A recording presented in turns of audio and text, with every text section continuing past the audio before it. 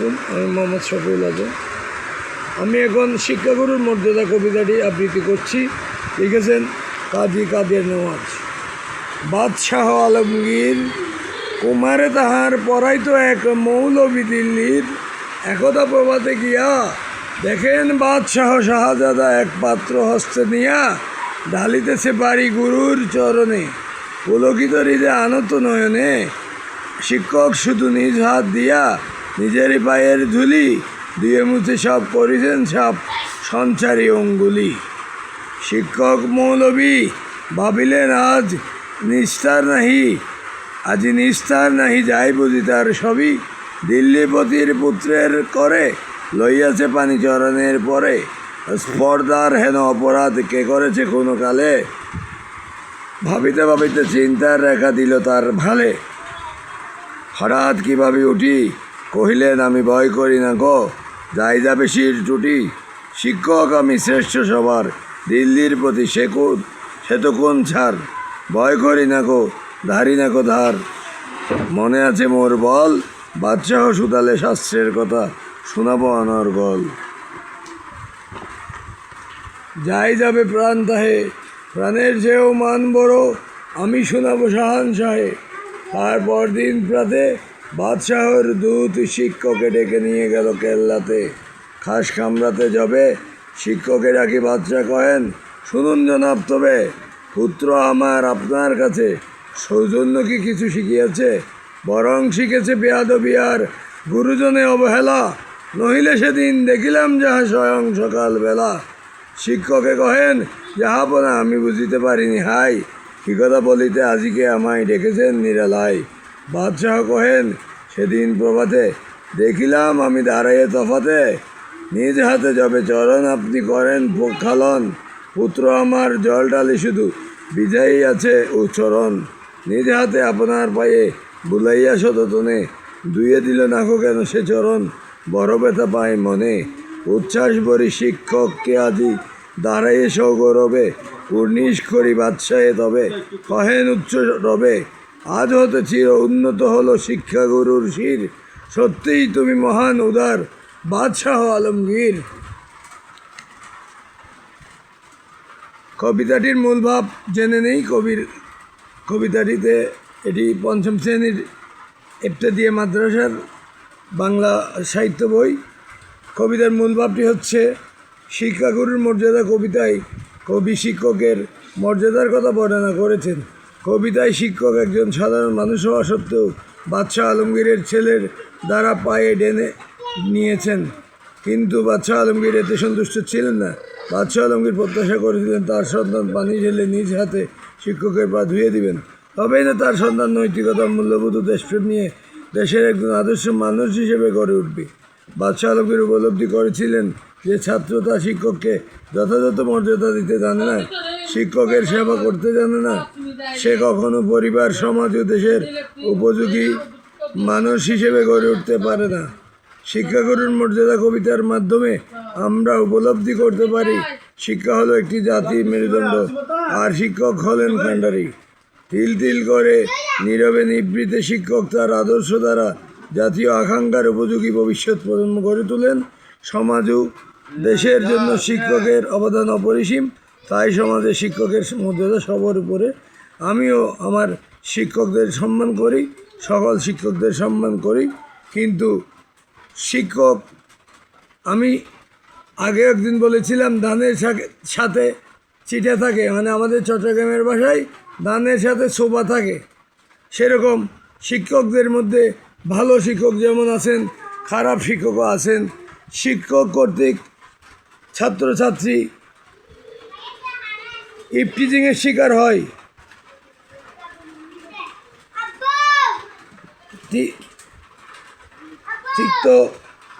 তিক্ত বিতৃষ্ণ কামনা লালসার শিকার হয়।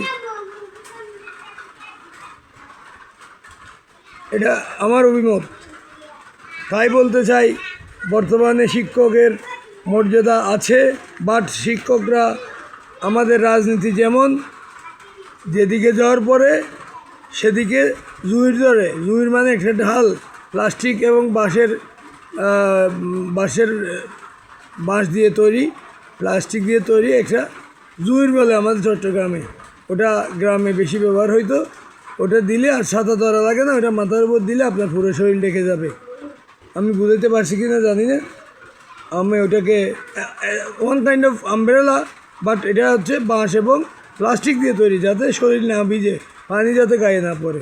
তো এরকম হচ্ছে কি, বর্তমানে কিছু আমাদের, আমি সারা দেশের প্রেক্ষাপটে বলি, ব্যাপক পরিসরে বলি, আমাদের শিক্ষকরা সঠিক মর্যাদা পাচ্ছেন বলে মনে হয় না। কারণ কয়েকদিন পর পর শিক্ষকরা বিভিন্ন দাবি নিয়ে তাদের মতে, তাদের ন্যায্য দাবি, বিভিন্ন দাবি নিয়ে রাজপথে নামেন এবং তারা প্রতিবাদ করতে থাকেন। হ্যাঁ, তখন তারা আবার লাঠিচার্জের শিকারও হন, আবার কিছুদিন থেমে থাকেন, আবার জাগেন। তারা কেন, কোন কারণে, কী চেয়ে তাদের দাবি জানান আমি জানি না।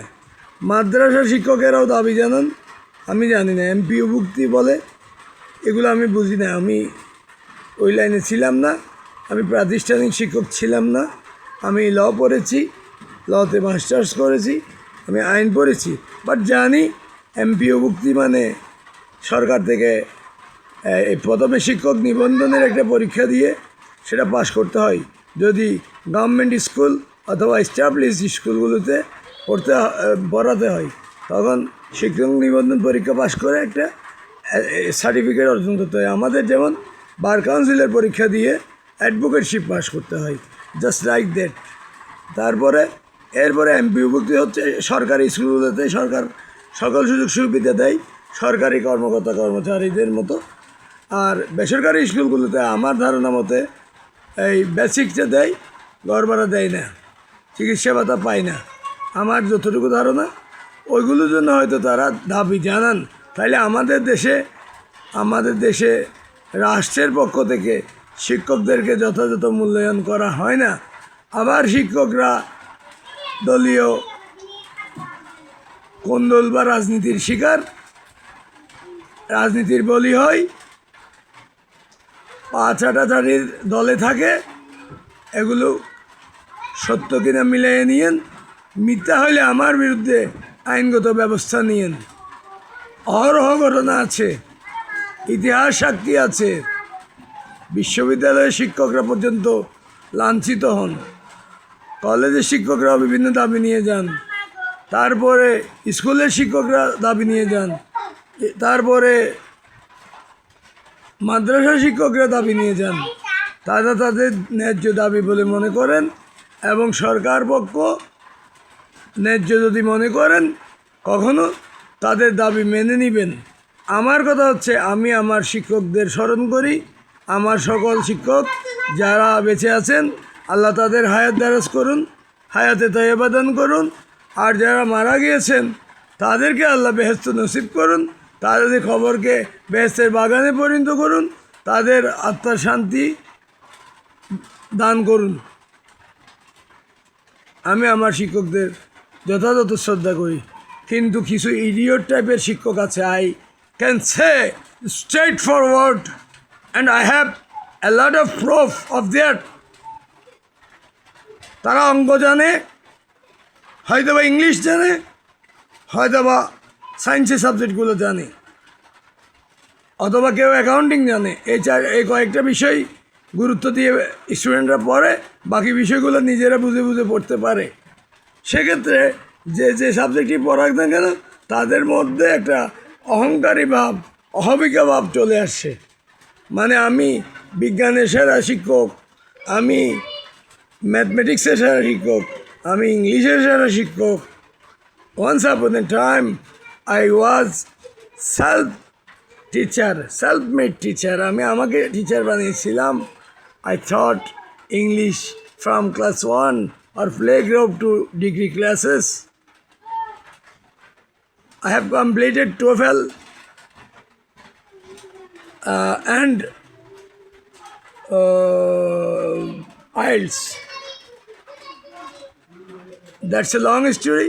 It was long time ago, more than one era. হাওয়ার ওগুলো আমার কাজে লাগতেছে, আমার সার্টিফিকেট কাজে লাগবে না, আমি বিদেশে যাব না, বাট আমার শেখার জন্য শেখা, ট্রেনিং নেওয়া,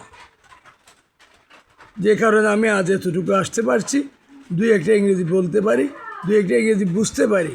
ইংরেজিতে গালি দিতে কেউ গালি দিলে তাকে আমি ইংরেজিতেই গালি দিতে পারি, কারণ আমি তার গালি বুঝতে পারি।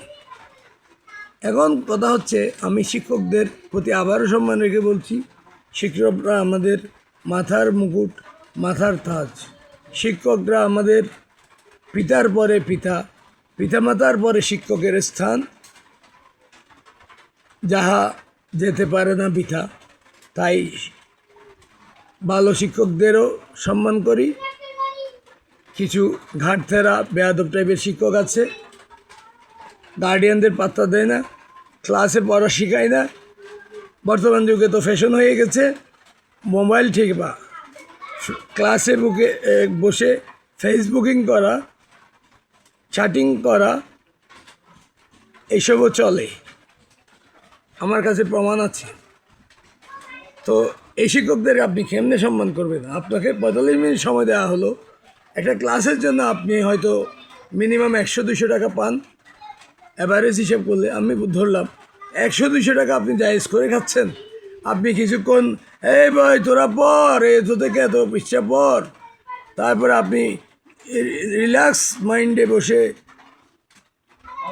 হ্যাপি মানে ফেসবুকিং করছেন, আপনি ইয়ারফোন লাগিয়ে গান শুনছেন, হয়তোবা ক্লাসের মধ্যে লেকচার শুরু করে দিয়েছেন মোবাইলে কারোর সাথে, হয়তো বরের সাথে, নয়তো কনের সাথে, নয়তো প্রেমিকার সাথে। আমার কথা যদি মিথ্যা হয় মিলিয়ে নিয়েন, আর যদি আমি ভুল বলে থাকি, কারো মনক্ষুণ্ণ হয়ে থাকি, কারো মানহানি করে থাকি, আমার জন্য আপনারা মানহানির মামলা করতে পারেন। আমি মামলাকে ভয় করি না, আমার কপালে মামলা থাকলে থাকবে। I damn care all those dangerous accidents in this world. All those dangerous accidents and diseases comes from Allah Ta'ala স্বয়ং। তো সবার প্রতি সম্মান রাখছি। আপনারা যারা শিক্ষক আছেন, এই সম্মানিত শিক্ষক, তারা পীরের সমতুল্য, পীর মুরিদের সম্পর্ক, জাস্ট লাইক পীর। শিক্ষকের প্রত্যেকটা কথা ছাত্ররা মন দিয়ে শুনে মনের ভিতরে গেঁথে রাখে। শিক্ষকদের শেখানো বলি আজীবনভর আওড়াইয়ে থাকে, প্রতিষ্ঠিত হলে ইনকাম করতে থাকে। শিক্ষকদের শেখানো বলি থেকেই পরে শিক্ষকদের ভুলে যায়, সেটাও একটা আছে।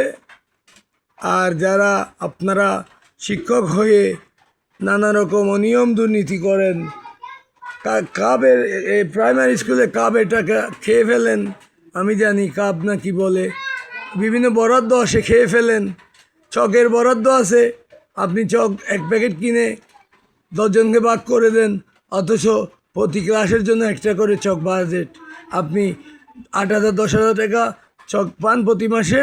আপনি চক ডাস্টার এইসবের জন্য আপনি হয়তো 1000 খানেক টাকা খরচ করলেন, বাকি টাকা নিয়ে মাছ গোস খেলেন, চিকেন ফ্রাই খেলেন, রোস্ট খেলেন, হ্যাঁ, মোরগ পোলাও খেলেন, কাচ্চি বিরিয়ানি নিয়ে গেলেন বাচ্চা পোলাপানের জন্য।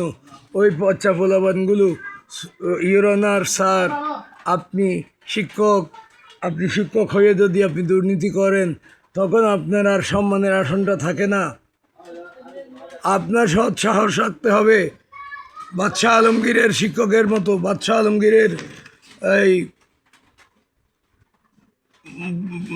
আলমগীরের জায়গির মৌলবীর মতো সৎ সাহস থাকতে হবে।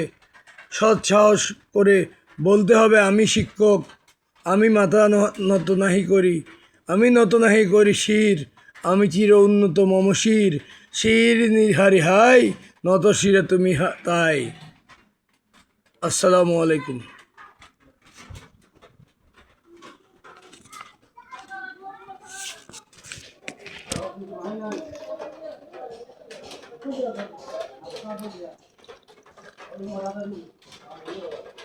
জেসমিন,